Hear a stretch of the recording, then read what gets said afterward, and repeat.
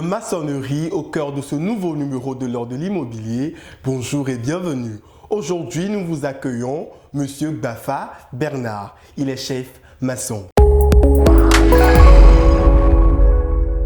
Alors bonjour monsieur. Bonjour. Comment est-ce que vous allez? Très bien. Et la famille? Oh, ça va. Et le métier? Oh, ça va. On remercie Dieu. Alors vous êtes maçon. Qu'est-ce que la maçonnerie? La maçonnerie, c'est l'ensemble de certains matériels en général que nous rassemblons et nous appelons la maçonnerie. Qu'est-ce que j'allais dire? La maçonnerie, il y a les briques, comment appelle-t-on?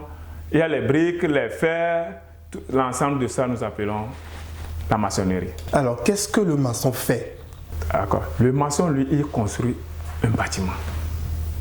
Le maçon, il construit un bâtiment. Ouais. Mais le ferrailleur aussi construit le bâtiment. Le menuisier aussi construit le bâtiment. Ouais. Alors, qu'est-ce que le maçon, lui, fait spécialement? Le maçon, lui, en gros œuvre, le maçon, lui, il est le chef.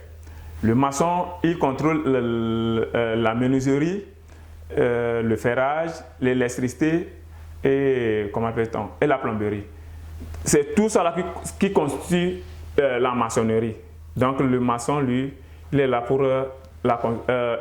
construire et celui-là l'aide et ça devient un bâtiment. Un bâtiment complet. Alors qu'est-ce qui vous a amené à choisir ce métier? Oui. Merci. Depuis mon enfance, c'est mon papa qui me l'avait dit que depuis mon enfance, je prends le sable, je construis des cases. Lui, il a dit que l'enfant là peut-être demain, il sera un maçon. Quand je grandis, quand je vois les maçons en train de travailler, ça me plaît. Ça vous passionne. Oui. Donc ça veut dire que c'est quelque chose que vous aimez depuis l'enfance. Depuis mon enfance. Et quand vous avez grandi? Et au cours de mon étude aussi, quand je suis dans la ferme, quand je viens à ville, je vois les maçons sur l'échafaudage, je dis là, il faudrait que moi aussi, après mon étude, je me dis. Et j'ai appris la maçonnerie. Et vous avez commencé par l'apprendre, par exercer depuis quand? J'ai commencé à 99. À 98. On m'a amené à Gouay en 1998 chez un patron, monsieur Biam. Et j'ai commencé chez lui 98, 99, 2000, 2001. Et j'ai fini mon apprentissage et je me suis exercé. Donc, ça fait déjà plus de 20 ans que vous êtes maçon. Ouais. Vous êtes donc un doyen. Un doyen, on dirait. On dirait. Alors, d'aucuns disent qu'il faut toujours faire recours au service des architectes, des ingénieurs pour que la construction soit belle et puis soit solide. Qu'est-ce que vous en dites? Merci. Bon, vous savez, pas forcément un ingénieur ou bien un architecte. Pourvu qu'il ait le plan. S'il a le plan, on n'a pas forcément besoin d'un architecte ou bien un ingénieur. Mais pour que le travail soit bon et que que vous soyez satisfait après, que le client soit satisfait, ouais. Est-ce que l'ingénieur doit être là? Est-ce que l'architecte doit être là? Non, pas forcément. Pourquoi je dis pas forcément? C'est parce que s'il y a un maçon bien expérimenté dans son service, il est là. On n'a pas forcément besoin d'un ingénieur. Mais l'architecte, pourquoi on peut faire recours à l'architecte? C'est lui qui a fait le plan. Et nous sommes en train d'exécuter. Il faudrait qu'il passe voir si on est en train d'exécuter bien son plan. C'est tout. C'est pour ça qu'on peut faire recours à l'architecte. Mais l'ingénieur, pas forcément. La raison pour laquelle je vous repose la question, c'est qu'on a eu à recevoir des ingénieurs ici et qui nous disaient que l'ingénieur, il est là pour suivre le travail de A à Z. Mais le maçon, il est là juste pour s'assurer de sa construction. Donc, l'ingénieur, son travail est au-delà de la compétence du maçon. Alors, ça veut donc dire qu'il doit forcément être là pour que la construction puisse être bien effectuée, ou bien? C'est normal. Mais vous saviez, quand l'ingénieur est là, il donne des constitutions à suivre, des consignes pour le maçon. Oui. Maintenant, les consignes que lui donne, chaque jour, le maçon, lui, il exécute ça. Oui. Donc, ce n'est pas forcément qu'il devait venir. Par exemple, on peut faire un bâtiment de 2 chambres salon. Et l'architecte, lui, il a fait le plan. Bon, est-ce que l'ingénieur peut passer là-bas aussi? Impossible. Mais les dosages, tout ça là, le maçon, chaque fois que lui travaille, il a ça en tête. C'est pourquoi je dis un bon maçon, un maçon bien expérimenté. Comme vous, par exemple. On dirait, oui. Sinon, il y a des immeubles R+4, R+3. Si on nous amène les plans, on n'a pas forcément besoin des ingénieurs. Non. On a fait plusieurs. On a fait même, il y a des bâtiments R+2, R+3 qui ont fait plus de 10 ans. Mais il y a... Okay. Depuis l'avènement des sociétés qui fabriquent des briques, les maîtres d'ouvrage les préfèrent au détriment des briques que vous-même vous fabriquez. Qu'est-ce que vous en pensez? Bon, pour éviter tous les problèmes, c'est parce que maintenant, il n'y a plus le sable de mer. C'est le sable silteux qu'ils nous amènent. Voyons, tout ça là, il y a des sables, des fois quand ils amènent, il y a l'argile. Mais pour compacter chez nous, sur les chantiers, ça, ce n'est pas évident. C'est pas évident. Donc, fait qu'on est obligé d'aller payer, puisque c'est bien compacté de l'autre côté. Donc, si on amène, on voit qu'il n'y a même pas assez de casse. Sinon, des fois, on fabrique, on voit qu'il y a trop de casse, tout ça là, c'est du gaspillage. Donc, moi, je préfère qu'on paie et on amène. En termes de coût, alors, est-ce que c'est avantageux aux maîtres d'ouvrage? Vraiment, c'est pas... c'est avantageux. Si nous calculons un peu, c'est avantageux au maître d'ouvrage. Pourquoi je dis ça? On amène le sable, on paie. Il y a l'eau, il y a le ciment, il y a les ouvriers ou bien les manuels qui vont faire tout ça là. On va payer la main d'œuvre. Les matériels loués, tout ça là. Si on calcule, il n'y a pas assez de différence. Pas trop. Et c'est mieux. Par exemple, supposons qu'un maçon qui a fait les briques, ce matin et le soir, il y a la pluie. Ça veut dire que peut-être il a fait 10 paquets ou bien 1 tonne, c'est parti. Donc, si le client envisage tout ça, là, c'est mieux de payer. C'est mieux de payer. Et le transport même, c'est gratuit. Le transport est gratuit. Donc, moi, je pense que c'est mieux de payer. C'est d'accord. Place à la publicité des produits de nos partenaires.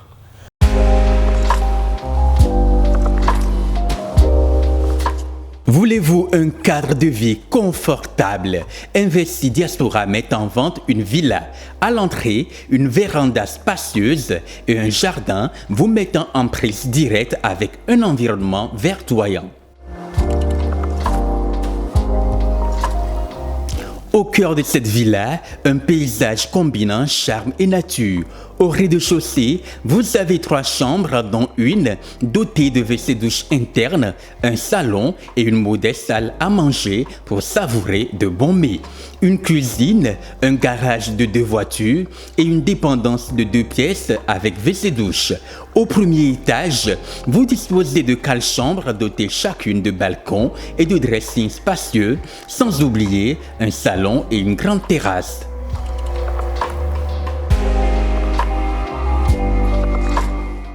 La villa dispose d'un titre foncier et est située à Aflao-Gakli. Coût de la villa, 170 millions de francs CFA. Le confort n'ayant pas de prix, alors intéressé par cette villa, veuillez contacter Investi Diaspora sur le 92 94 77 10 ou le 97 70 33 09. Investi Diaspora, seul on va vite, ensemble on va loin. De retour dans cette émission où nous parlons maçonnerie avec Monsieur Bernard Bafa, qui est chef maçon. Monsieur, dites-moi, quels sont les risques liés à votre métier, au métier de maçon? On a beaucoup de risques sur nos chantiers. Supposons, des fois, on nous amène sur les terrains litigieux. Ça aussi, c'est un risque qui crée même des problèmes. Ça amène des ouvriers, même des employés en prison. Des employés maçons? Oui, c'est parce que peut-être toi-même tu n'étais pas arrivé quand ils sont là. Les huissiers, les forces de l'ordre sont arrivés, on peut les ramasser, amener, les déposer quelque part. Si vous n'arrivez pas vite, on peut déférer certains d'eux. Oui, ça arrive. Il y a des risques aussi, des accidents de travail aussi, qui sont aussi de nos risques. des fois, on fait l'échafaudage. Si l'échafaudage aussi n'était pas bien solide, ça nous crée aussi des problèmes. Donc, on a plusieurs risques que nous parcourons au cours de nos travaux. Et nos risques aussi, comment appelle-t-on, les architectes, des fois, quand ils nous font des plans, on les donne les dimensions, mais des fois, ce ne sont pas des dimensions réelles. Ils nous envoient les plans, tu veux les exécuter et tu trouves encore un autre risque, des obstacles. Ce sont des risques aussi. Bon. On rencontre beaucoup de risques. Beaucoup. Maintenant, un maçon qui n'a pas bien appris son métier, quels sont les risques qu'il encourt? Un maçon qui n'a pas bien appris son métier, vraiment, lui, il parcourt beaucoup de risques. Supposons, on veut faire un bâtiment. Le petit qui n'a pas bien appris son métier, au lieu de dire au client qu'au moins il faut qu'on fasse des semelles, des dimensions convenant au bâtiment, des fois ils ne font pas. Lui, il va, comme il n'a pas bien appris le métier, il va y faire ce qu'il veut.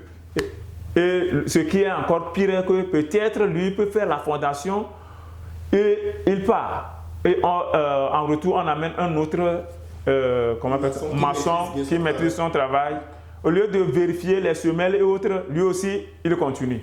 Puisque le client dit qu'on lui a fait la semelle, tout ça là, que c'est bon. Or, tout est enterré.